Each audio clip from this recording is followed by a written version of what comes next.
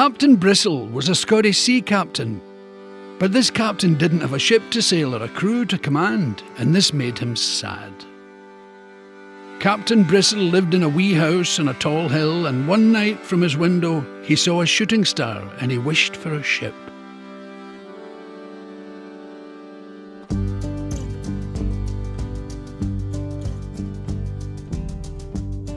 The very next day he received a letter giving him command of HMS Shipshape, a brand new ship built in the city of Glasgow.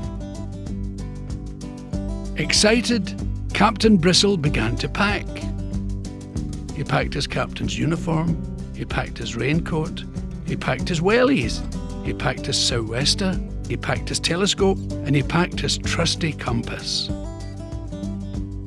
Captain Bristle loved Scotland, but he always missed it so much on his travels. For a moment his heart felt heavy. Then he had a big idea. He walked out of the back door of his wee house, across his garden and into the shed. A few minutes later he emerged clutching a large sack and began the long walk up the path that led to the top of the tallest hill. He stopped at a thistle patch, reached into his bag, pulled out a trowel and a plant pot and began to dig. He carefully filled the plant pot with soil, and one by one he planted as many freshly picked thistles as the pot could fit. Captain Bristle walked back to his wee house. He placed the pot in his captain's trunk and set off for King's Docks in the River Clyde to board his new ship, HMS Shipshape. On the bridge, Captain Bristle inspected his maps and began charting his journey across the Commonwealth. First, he was to sail across the Atlantic Ocean to the snow and ice of Nova Scotia in Canada.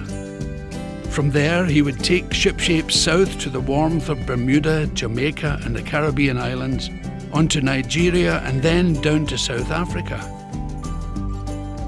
He would round the Cape of Good Hope and sail her back up the coast to Kenya before crossing the Arabian Sea to India and Sri Lanka.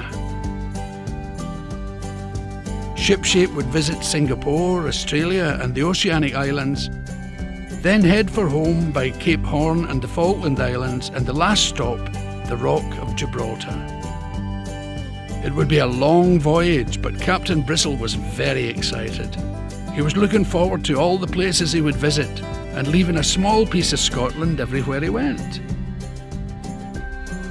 As HMS Shipshape docked in Nova Scotia, cargo was loaded and unloaded and passengers came and went. He wandered off through the busy port and into the frozen countryside. At the edge of a deep blue lake, he found an ideal spot. He dug a small hole in the earth and lovingly planted just one thistle from the pot of thistles he had packed so carefully back in Scotland. He gently watered it from his own drinking bottle and then stepped back to admire the breathtaking views.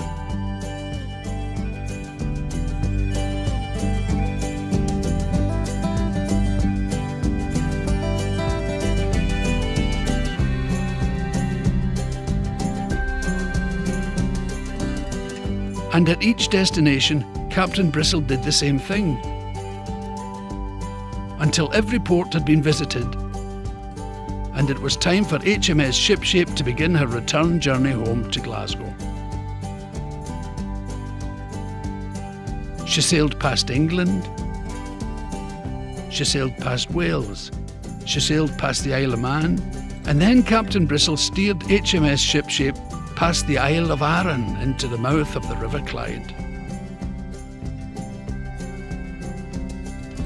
HMS Shipshape came to a gentle stop alongside King's Dock.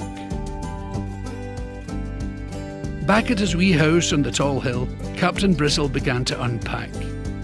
He opened his captain's trunk, and sat on top of his luggage was the pot, containing one last small thistle. Captain Bristle knew that this was a very special thistle. He smiled a big smile and said, "Hello there, wee thistle. I shall call you Clyde." He went into his front garden and planted Clyde, pride of place, in the centre of his lawn.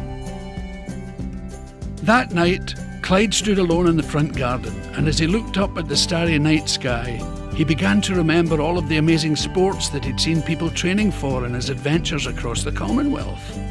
Swimmers in Canada training with salmon in freezing lakes. Powerful weightlifters in Nauru. Quick-footed wrestlers in India and fast cyclists in Australia. The most amazing sprinters in Jamaica and speedy table tennis stars in Singapore. Suddenly, Clyde saw a shooting star and made a very special wish all of his own. And then something magical happened.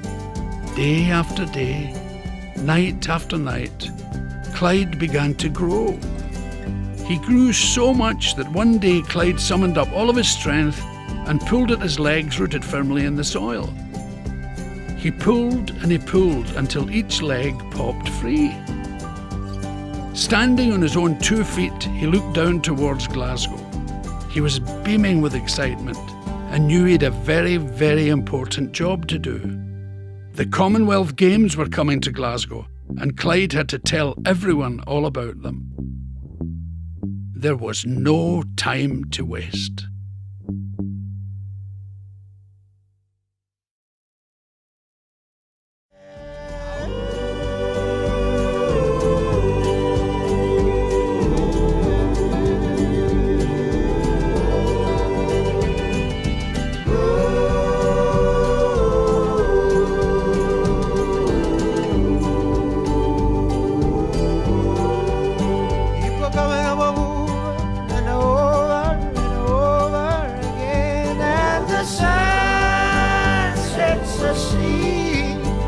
While the rain misses me, and all the time I'll be growing.